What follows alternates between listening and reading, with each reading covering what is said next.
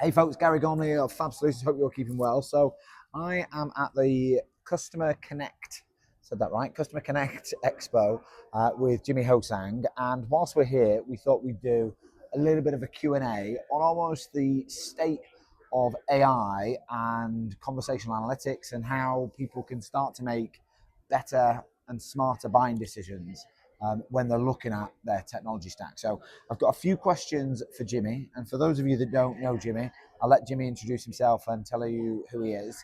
And then I'll dive into this little Q&A that we've prepared that hopefully you'll find useful. Awesome. So, hi everyone, I'm Jimmy Hosang. I'm the CEO and founder of Mojo-CX, and we're an AI agent assist company specializing in next best action, conversational guidance, auto QA, and targeted coaching. Nice. So I've got a few questions for you, Jimmy, and some I prepared earlier. These are around what I call the big 3 C's. So it's cost, it's complexity, and it's competition. And as we start to kind of get more saturated in an AI market, I think we need to ask ourselves, have we got the right cost model? And are we searching for the right ROI for AI and its use cases? I think we then need to start to help people really cut through some of the noise and reduce some of that complexity that we're seeing in the AI landscape. And then it's understanding from a competition and from a landscape perspective, how do we help people find the right provider when it's such a crowded market? So my first question, Jimmy, around that cost piece is, what is the tipping point that people should be thinking about when they're deploying an AI solution? When should they be expecting to see that ROI, and how do we help it cost in? So I think the first thing is like the cost of AI, the cost of the compute, and all those types of things. It's just coming down all the time. So I think so. One thing to be just super aware of right at the beginning is almost you don't want to lock in up for too long a period of time with a single provider, because the compute costs are coming down. I think somebody was saying that OpenAI's cost per token has come down like 200 times or something like that over the past sort of 12 months, and that puts like the power into the end user's hands. So I'd be first of all, from a cost perspective, I'd be not committing to like overall timeframes. With those costs going down, what we are seeing though is like a lot of people struggling to put all of the pieces together to actually deliver the benefits cases. So, I've spoken about this, and I'm pretty passionate about it. You should be able to deliver really, really quick benefits through the use of AI with something like auto summarization. Auto summarization is transcription. At the end of the call, in your wrap time, it's automatically summarizing your call and it's putting it into the CRM. Yep. That should save you 10% of your HT straight away. On your wrap times and just being generally more efficient. 100%, yeah. And that almost pays for everything. You should be able to get cost models that pays for everything. Now, where it becomes a little bit more complex, we're seeing quite a lot of this. Big CCaaS providers, big CRM providers, which I won't name, but you can all guess, right?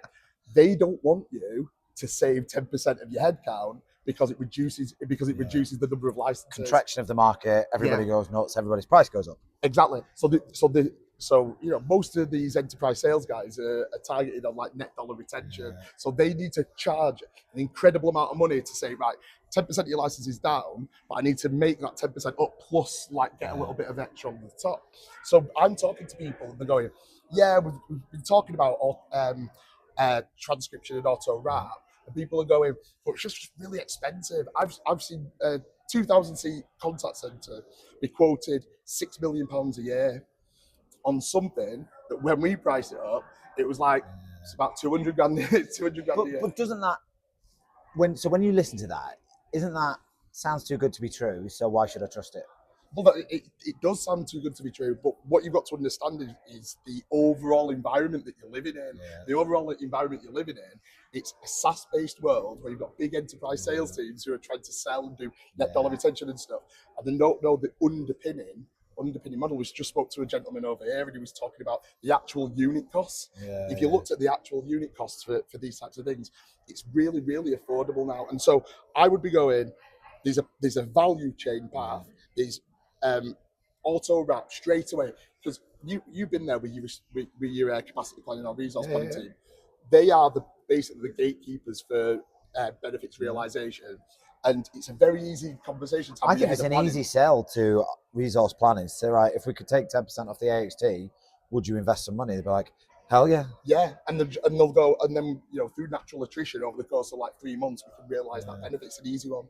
The other things like the other benefits cases become much harder. So I always think people start at the wrong place. They want to go straight They to start agentic. auto QA. They start auto QA. They start auto QA, but they should be doing auto wrap, which then goes to auto Yeah. QA. And final thing that I want to say about that as well is you've got to look at a global cost model. We spoke to Gartner. We won a Gartner Co-Vendor Award. Ah, congratulations. Thank you. Just thank you, too kind. And they said 70% of the market has none of this technology. Now that to me sounded bonkers because we live in the UK and it's like a saturated market. But actually, when you go to the Middle East, when you go to India, when you go to South Africa, there's huge swathes of the contact center population that do not have this technology. Why? Because of costs. And I think somebody said it. I was speaking to a VC over in the Middle East. He said, "We've got a Silicon Valley SaaS-based view of the world where everything costs $100 per user per month." Whereas, but that doesn't work if your agents on And $6,000 a year. it's stacking it all up though, isn't it? So your CCaaS provider charges, your QA vendor charges, your knowledge management person charges. So it's aggregating those together in the most common way to say, right, what can your tech stack do innately that others then need to plug into rather than going and buying loads of different bits of kit. Well, but imagine 100%. But imagine you stack all of that up.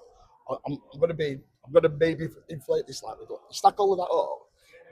That could be 400 £400 of all of your SaaS stuff. £400. But your agent only costs you £600 in your other Philippines. So it's almost doubling the cost. So yeah, I think you've also got to look at what is the most cost-effective option, and not just around UK or US based agents, but also like globally. And one final point on cost, which I think is important, because we talk about the cost of the product, we don't often look at the cost of the professional services associated with those products. What's your view on what the market has to do in this day and age to minimize that PS cost? It's well, I think what we're seeing, what I'm personally seeing is, because the costs are coming down and the market's aware of it, they're pushing more professional services in. So you then have a whole different other sort of, let's say a whole new type of consultancy, which is all around AI strategy and building your AI bots and all this type of stuff. So all of the big four consultancies and everything are trying to jump on this. But what they're doing is they're just wrapping a load of extra costs and complexity for them to make money, and not actually looking at like what's best for the customer. What I believe from a cost perspective is that you should be able to do stuff that's rapid deployment. How can I rapidly deploy transcription? So how do I capture the audio? How can I then do the transcription in as efficient way as possible? And then how can I don't do deep integrations either, because the deeper your integration, the more professional services, the bigger cost. What's best to do is, right, what is my minimum viable product? What's my minimum viable deployment where I can speak to the head of cap plan and go, I'm taking 10% out. And then if that means I've got to copy and paste stuff across, but I can prove it, once I've done that, I can then go, right, now I can move into integration. So don't put unnecessary things. I speak to a load of people and they're like, what are your integrations? I'm like, what do you want about? Like, stop with the integrations. First of all, like, if an integration into a CRM for auto summarization, the cost of copying and pasting might be 3 seconds, but I'm removing 40 seconds. So that 3 seconds is an extra bit that you can do at the end. Don't make it a barrier to doing it by doing it at the beginning. So what I'm hearing is really kick the tires of your vendors to make sure you're getting the right bang for your buck. Question and challenge that professional services. Don't be afraid of contracting down other licenses and think about the cost of the entirety of your tech stack before you start integrating others. Exactly, yeah. Bro.